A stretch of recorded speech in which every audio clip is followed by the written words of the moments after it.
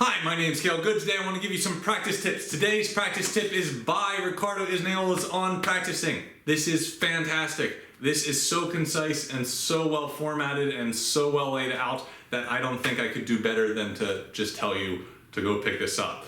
Now, let's check this out for a second. This is an 8.5 by 11, actually a little smaller than an 8.5 by 11, folded in half, 24 pages, and it's by Ricardo Iznaola, one of my favorite writers. Ricardo Iznaola does not waste any words. And in this book, he does such a great job of laying it out and formatting it that even though his sentences are chock full of information, which sometimes is a little difficult to process, the formatting is so great you can read through this in a single sitting. That being said, you will come back to this and read it again. It's fantastic. I love letting my students lending my students this and having them read through it and just get a slightly different approach to practicing here. So what I want to do here is talk about, I'll just give you like an outline of the first chapter and then talk about one of the practice ideas in here that totally changed how I teach and how I play. So the first chapter is called Basics of Good Practice. All right, and he breaks it down in the index here. You see he's got introduction, inner poise, and outer poise. Now when you go into the introduction, just has some basic info.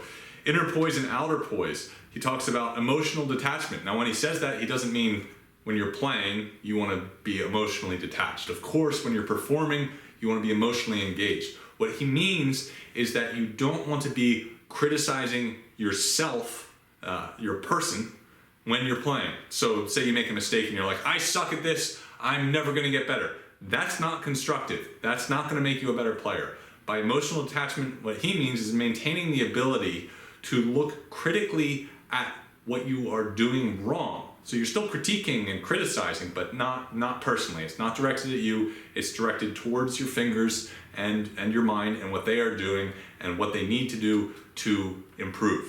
So that's great, because I have a lot of students that, you know, they'll basically, it kind of seems like they think they're horrible people when they miss a note or something like that. And that's not getting anybody anywhere. So he goes through emotional detachment, objective observation, and ease of action. And that's a big one, ease of action. You want things to move fluidly and freely, because if they don't, when you're trying to build up tempo or whatever your issue is, when you're trying to perform it, there will be a stop that will break. It will not go well if you do not have ease of motion. You're just going to create barriers for yourself later on. Now that idea of ease of motion comes into his idea under negative factors that affect practice. He's got tempo. And all of your teachers all the time, they say practice slower. Even if you've never taken lessons with somebody, you've seen videos on the line that practice slower. I'll tell you to practice slower in a lot of my videos. Some teachers really emphasize the importance of a metronome, and they are right. The metronome is really important, but everything in its right place. And it wasn't until I read through Iznaola that he sort of showed me the light of when to use a metronome and when not to. So he breaks tempo down into 5 different subcategories, and it's not even until the later categories that a metronome comes into use, and it is because of the importance of ease of motion, all right?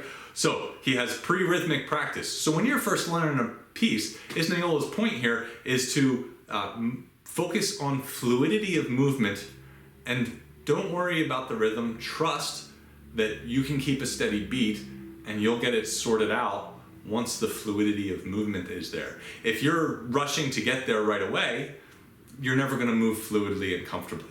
The next one is pre-metrical rhythmic practice, identifying patterns and gestures, rhythmic stuff, so on. He's also got pre-metrical rhythmic practice, and he has a paragraph under each of these to describe them. Slow metrical practice and tempo practice. And it's not until the later ones, like I said, that you bring the metronome in. And by that point, you can move fluidly, comfortably, without any anxiety about trying to get there quickly, which is what I see with students who use the metronome too soon, all right?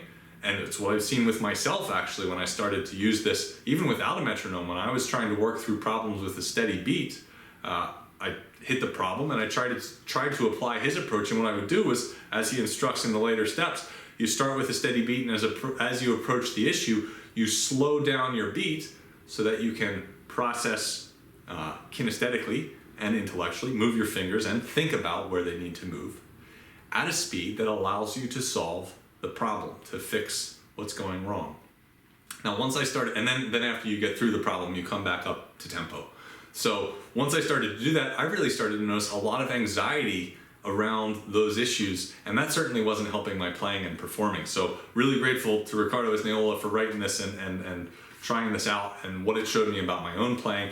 I highly recommend you pick it up. It's $7. It's fantastic. You'll read it, you'll reread it, you'll let your friends borrow it like I did, and they'll love it and thank you for it too. So pick this up. I'll include a link in the description below. Please subscribe. I'll do a couple more reviews and of course some lessons and whatnot. And yeah, have a nice day.